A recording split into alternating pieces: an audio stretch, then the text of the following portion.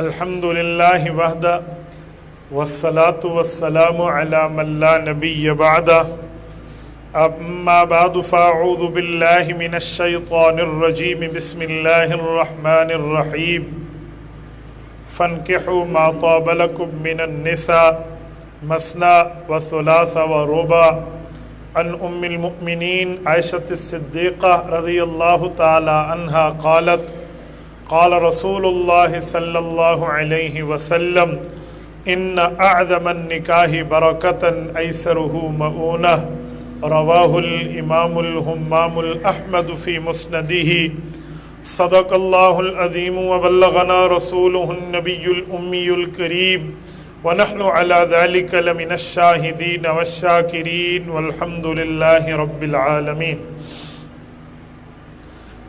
معزز دوستو، رب کریم کا کرم ہے کہ اللہ پاک نے ہمیں مسلمان بنایا۔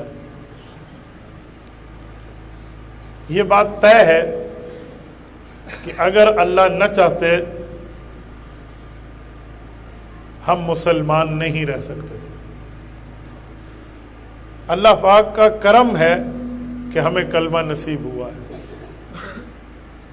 آپ کہیں گے کیسے؟ دیکھیں،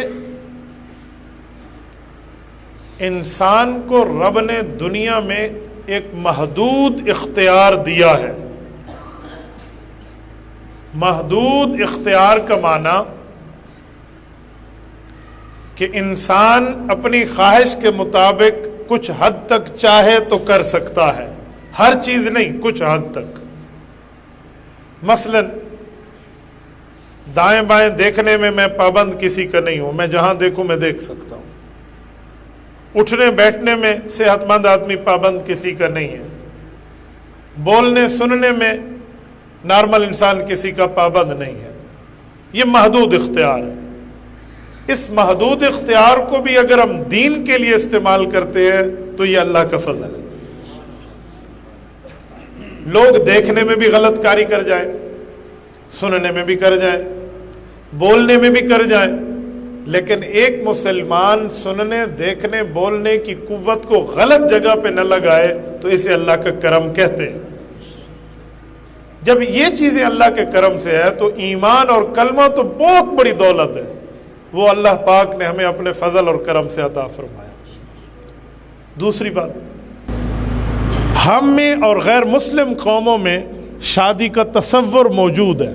جب ہم نکاح میں بیٹھے ہیں نا تو میں اس حوالے سے بات کرتا ہوں، غیر مسلموں میں بھی شادی ہے، ہمارے ہاں اسلام میں بھی شادی ہے۔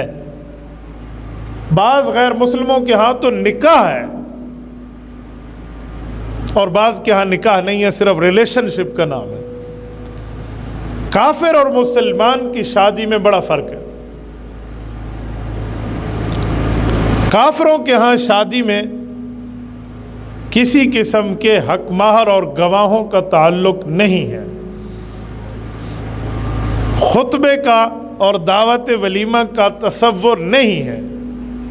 مسلمانوں کے ہاں یہ سب کچھ موجود ہے۔ وجہ، مسلمانوں میں نسب کی پاکیزگی ہے۔ نسب، شجرہ، خاندان، قومیت، پاکیزگی ہے، تو اس کی بنیاد پہ یہ ساری چیزیں ہیں۔